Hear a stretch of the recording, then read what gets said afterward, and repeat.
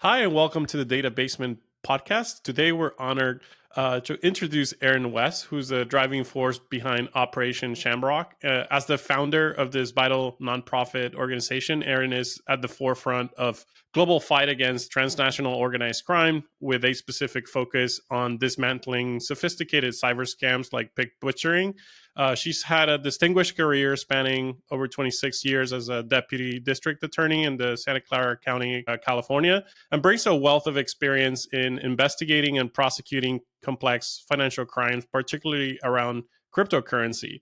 Her expertise and dedications have made her a globally recognized speaker and educator, and it's a pleasure for me to have you on the show today, and super excited to talk more about this topic, which is there's a lot of great progress being made, but appears to be a major problem. Welcome to the show. Thank you so much for having me. Yeah, I'm delighted to be here. And you told me we're going to talk about data, and I love to talk about data. So thank you for having me here. Awesome. Yeah. So before we get there, though, everybody has an interesting background and get into their current careers. Maybe if you can quickly walk us through a little bit of like your career, like how did you go from, I suspect, law school into becoming a district attorney, and how do you ultimately go about founding Operation Shamrock? Sure. My undergraduate degree was in international relations and broadcast journalism, and I thought I wanted to be a foreign correspondent. So this is a great question for me because my life has kind of come full circle. I watched my friends go to law school out of college, and I thought, oh gosh, that sounds really interesting. And so I went to law school. I worked for a short time in representing international airlines, with anything from crashes to I chipped my tooth on the food to you lost my suitcase. And then I was at the district attorney's office for the next 26 and a half years, where I prosecuted all types of crime from I spent the greatest amount of time in sexual assault. I did a lot of hate crime. And so my work was very victim focused at the district attorney's office, really trying to be a helpful person to people who were getting a bad deal, had been taken advantage of, had been injured, had been violated. The last 8 years of my career, I was attached to a high-tech task force, and that was an amazing pivot. I had no idea how much I would enjoy that. The team I worked with started off doing SIM swapping cases, which are hackers essentially taking over the cell service to your phone. You remain in control of your phone, but you don't have any service coming to your phone. Instead, the service is coming to the bad guy. So when they go to your Google and your Gmail and they type in forgot password, the two-factor authentication comes to the device that you've given them. So they would be holding the device, able to get the code to change your password to then steal all your cryptocurrency. So I started off prosecuting hackers like that.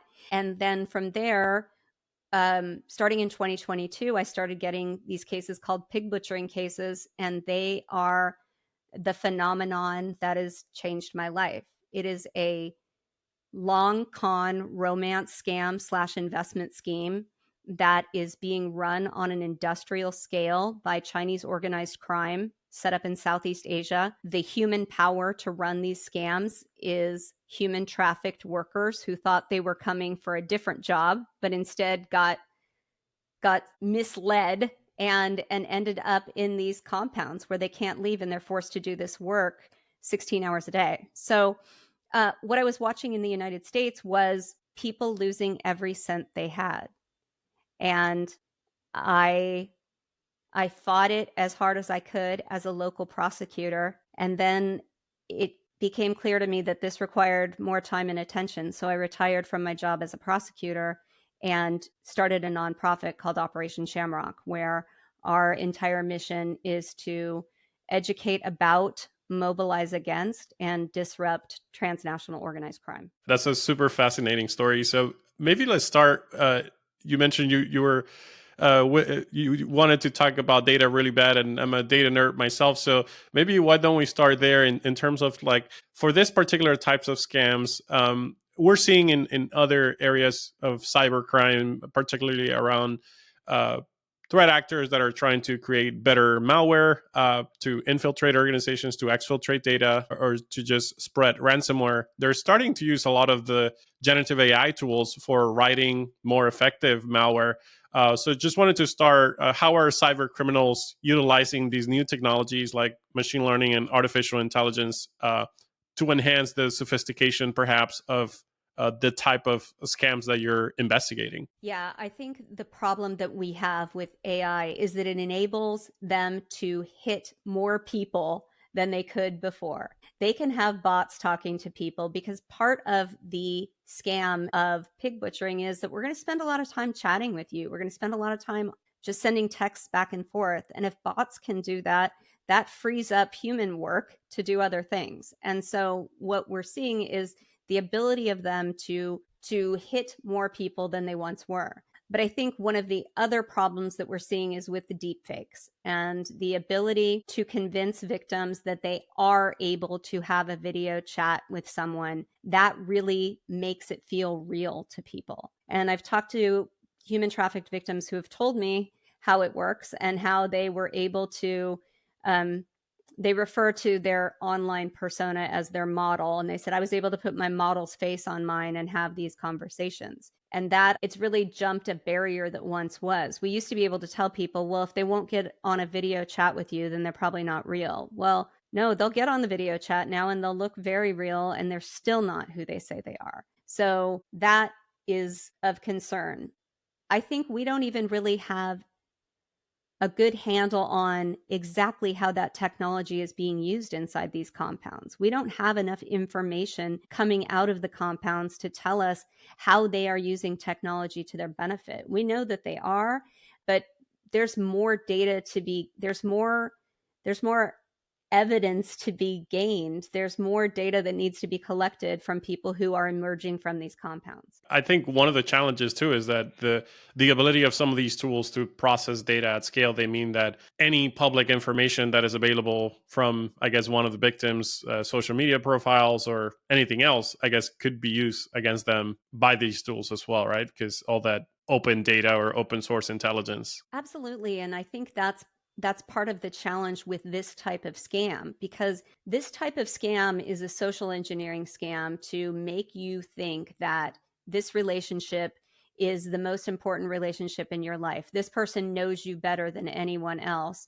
And if they've got a leg up on you by already knowing all about you before they even start talking to you, that gives them such the advantage. And so technology is not our friend. With regard to these scams, technology is not our friend. Technology keeps working against us with these scams. Interesting. And I guess, is it also true that some of these technologies can also be used for against these criminals in some way, like is law enforcement or your organization potentially also able to leverage these technologies to better analyze data or things like that? I wish that I could say that was happening on a bigger scale, because one of the things that concerns me most about the way we're fighting this crime, and I don't want to give away our playbook, but I'll tell you that we're not collecting this data in a way that it is being shared with the people who need to have access to that data. What's happening is we've got a world where there are a number of stakeholders, each holding their own bag of puzzle pieces and are pretty like hiding their puzzle pieces behind their hand. And so you don't even really know what they know. And they're not going to tell you what they know. And maybe they're trading puzzle pieces or trying to build a little something with someone over here, and somebody's trying to build something over here. But the fact is, nobody's putting all their puzzle pieces on the table. And so we are stuck because the bad guys share information. They're organized crime and they are working together in ways that we are not. And so we remain in our silos and not working together. And instead, we are absolutely getting beaten up. We are not coordinated, and we don't. If we could get our data together and start using AI for our benefit, we might stand a chance. But at the way it is right now, nobody's sharing data in a really successful, meaningful way. I see. Yeah, that's definitely, that resonates. I spent some time working on fighting financial crime, whether for financial markets compliance and or money laundering and credit card fraud and that kind of thing. And the biggest challenge always there when trying to create a model was around finding enough label data sets or enough instances of bad behavior so that you could improve your model and improve those capabilities. But you're also mentioning, sounds like, potential data challenges around the jurisdiction. Like, I imagine if you're working across borders, just the sheer coordination of law enforcement and being able to share that data. And obviously, there's, for good reasons, a lot of data privacy regulations that maybe prevent or make it difficult for law enforcement to share data across borders. Is that part of it too? Yeah, the privacy is a really big issue. And so I get it. For our banking partners, they have the ability to share information more readily pursuant to 314, the Patriot Act. But we know that it's not as easy for our social media partners to share that same kind of data. They don't have the same safe harbor for sharing, and they are concerned about privacy restrictions. And I think that unfortunately the laws are being used to the benefit of the scammer and are not being used in the way it was intended. What these laws were intended to do is enable law enforcement and industry to figure out who bad actors were and share data about bad actors. But now the laws are being used to shield bad actors from having that information shared about them, which is not the intention of this. So what really needs to happen is a change in regulation. We need to give social media that same safe harbor to share data in fraud situations where you're protecting a known bad actor. And we need to be able to share information about who the known bad actors are so that we can use the data to know that if it's a known bad actor to Uber, then we should be able to share that with Bank of America and let them know that that's a known bad actor, and be able to share that with law enforcement so that we can work together to stop that bad actor. I see. And you mentioned earlier in the conversation that these criminal organizations are established in particular geographical areas. Would you mind maybe share? Is there a reason for that? That they're in Yeah, those locations, and why is that? sure. So what we know is the origination of this pig butchering scheme took place in Southeast Asia right around COVID time. Chinese organized crime recognized that there was a market for gambling, that there was a Chinese appetite for gambling, and they built a lot of casinos and hotel towers in a place called Sihanoukville, Cambodia. And COVID hit, and those were meant for interested Chinese parties to come down from China, gamble at this beachfront location. But COVID hit and people weren't moving. And so Chinese organized crime does what Chinese organized crime does. And so they decided to pivot and come up with something else that they could do. And so they went to Shazupan. That's the Chinese word for this type of crime. And it is, we are going to engage in an extended relationship online with you, and then we're going to talk you into our investment scheme, which is all fictitious, and you'll lose all your money. So to do that, you need a lot of people. And so they ended up advertising all over social media for these jobs, which were lucrative jobs. And there was a lot of unemployment in Southeast Asia at that time. And so people thought that they were getting a legitimate job. They had applied for it. They had had online interviews. They were sent an airline ticket. And when they arrived in Bangkok, their passports were taken, their phones were taken, they were put in vans and moved to Sihanoukville and other locations that now those hotel towers had been repurposed as jails, as compounds. And they were brought in there and they were made to work in there. They are kept there under threat of violence. They're armed guards at the doors, and they're made to do this work. And the reason why this is so widespread in countries like Cambodia and Myanmar and the Philippines and Laos is that there is a certain level of corruption that allows this to happen. This is the most lucrative industry that you can even think of. It's bigger than the drug trade. It's a massive, massive moneymaker. And when you have massive moneymakers, there are people who are willing to accept money to look the other way. And that's what's happened. And so in a place like Cambodia, they are entrenched now. There are buildings all over Cambodia that are dormitories and scam centers. They are massive, massive structures and growing because they have embedded themselves there and are able to curry favor by making large donations. And so that's why it's happening in Cambodia. That's why in Myanmar there is a civil war right now. It's governed by armed militias. But what we're even seeing more than this is an expansion where once, if you had told me, if we had we're talking in 2022 or 2023, I would tell you, yes, this is all happening in Southeast Asia. But now we know that, yes, it has moved to the United Arab Emirates. We know that they're in Dubai, in the UAE. We know that they raided a compound in Isle of Man in the UK. We know they've raided a compound in Peru. We know definitely that they are moving into Africa and teaming up with the Nigerians. So what we need to be cognizant of is this continual growth of this really frightening industry that is stealing a generation's worth of wealth from Americans. We know that just last year, $7 billion of this type of crime was reported to the FBI. We also know that probably 1 in 10 people who are hit by this particular crime are going to report. So if you think about that and conservatively you multiply that by 7, that's $50 billion from the United States alone in 2024 alone that went into the hands of these bad actors. It's a massive, massive deal.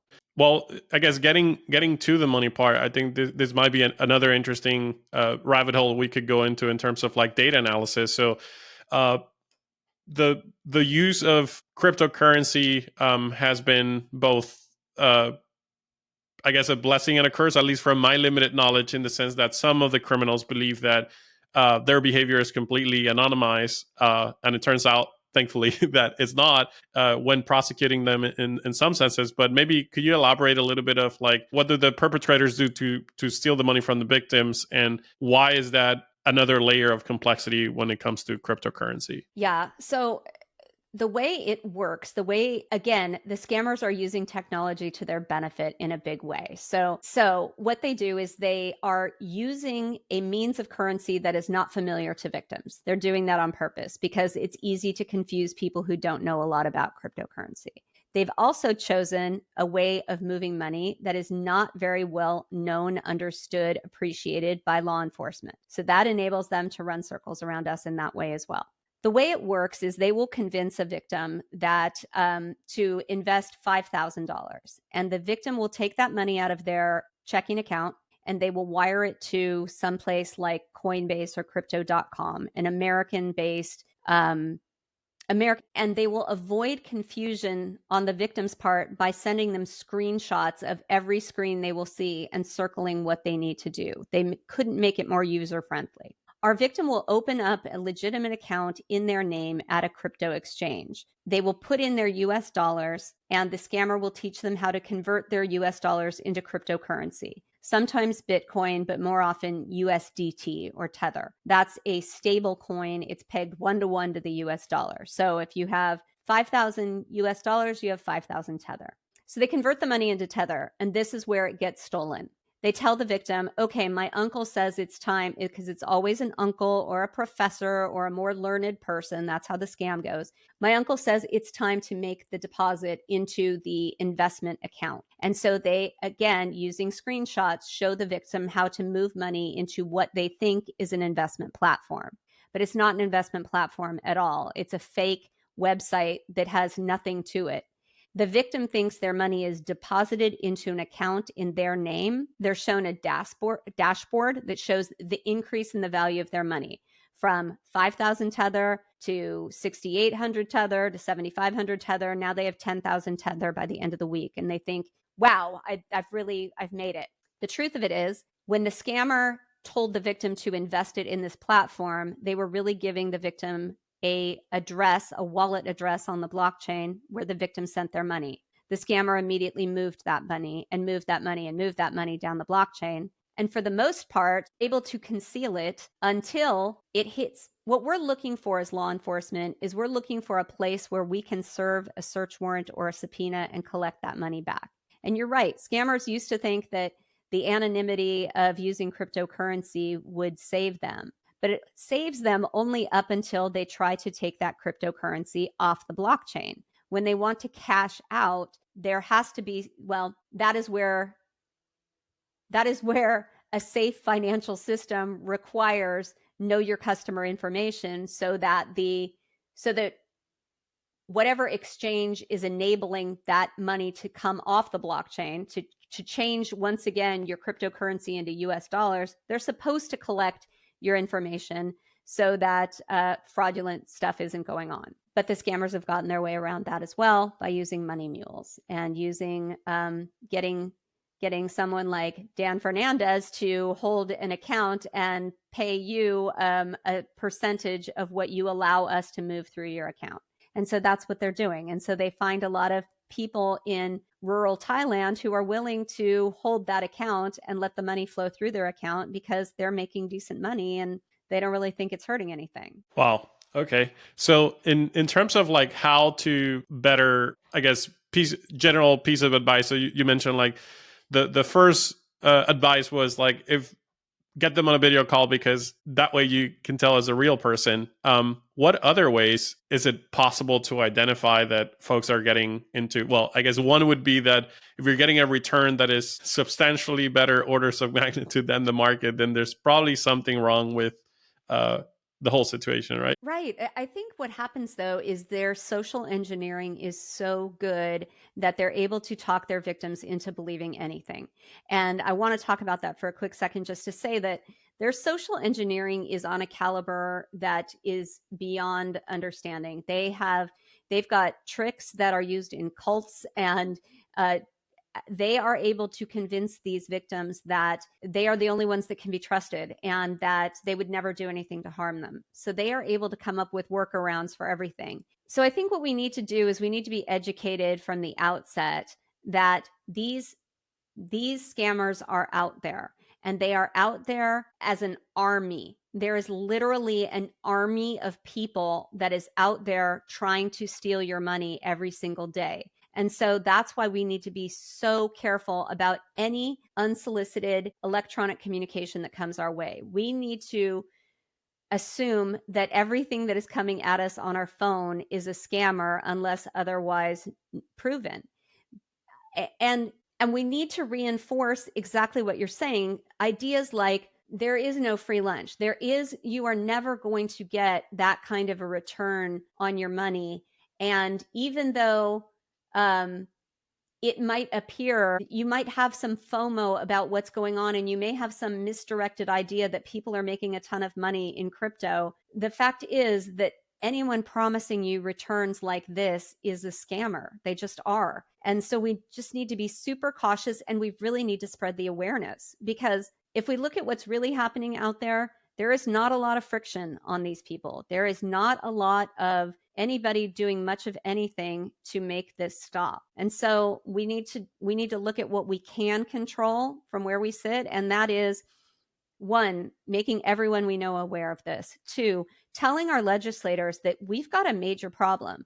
People who are victimized by this need to come forward and need to send letters to their legislators, because people aren't understanding the gravity of what's happening, and seeing the suicides that I'm seeing, and seeing the people calling me and saying, I know my dad is in a scam and I don't know how to get him out. Wow. Yeah, that's definitely troubling. And in terms of like, for anyone that is interested in potentially helping out your organization, or people that are maybe technologists or interested in upskilling themselves to help fight these scammers, like what would be like some recommendations of things to like focus on, what to learn, what kind of technologies would be useful as an investigator, whether they join law enforcement, or they do this on their own in their free time? Yeah, what I would say is that cryptocurrency is how bad guys move money, 100%.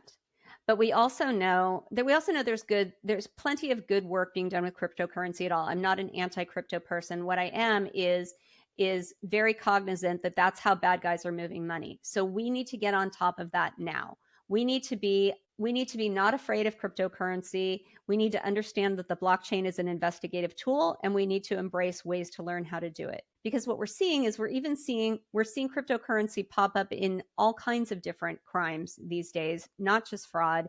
We know that that's how drug money is being moved. We know that people are literally getting held up and robbed to make them move money on their phone, because people are walking around with millions of dollars accessible on their phones these days because of cryptocurrency. So there are plenty of opportunities out there to learn to trace cryptocurrency. There is that is a skill that will do you well if you are interested in playing a role in how we attack this massive beast, which is a scam economy that is coming at us all day, every day. So the first thing I would say is learn to trace cryptocurrency. The second I would say is data analytics. That the way we are going to solve this is to figure out where we can put forks in their process, where we can make it more difficult, more expensive, more time consuming to do this work. And to do that, we really need to look at the data of how they are moving money, how they are funding this operation. When I'm talking about some of the scam facilities that I've seen in Southeast Asia, they're the size of a city. So how are they funding that? How is that money being moved? How are they paying the infrastructure to do that? How are they paying the supply chain? There are so many different angles that could be exploited here. And so for people who are interested in this, I think there's also a wealth of open source information about what's happening out there that could really be being harvested. So there are plenty of opportunities if you're interested in the technology side. On the social side, we do a Train the Trainer at Operation Shamrock. It's meeting next week, and we will give you a slide deck of slides where you can go to your library and talk about the scams that are happening. We have prepackaged letters that you can go use our template and send them on to your congressman. There's plenty of grassroots efforts to do something about this because it's not going away. Great. Yeah, I'll definitely include those resources in the show notes for those interested in getting involved with the community. And well, I think we're almost at time, but it was a great conversation, and I learned a lot definitely about this type of crimes. Is there anything else you'd like to share about the organization, how to get in touch, or how to find you specifically on social media or other mediums? Sure. I'm Erin Nordby West on LinkedIn, and I talk about this all day, every day. I have lots of interesting things to say about it. And my organization is called operationshamrock.org. Our website is a good place to start if you're interested in learning about what is happening with transnational organized crime and the scams that are hitting all of us. Excellent. Well, thank you so much for joining us, and thank you for all the great work that you're doing. I appreciate that. Thank you for having me.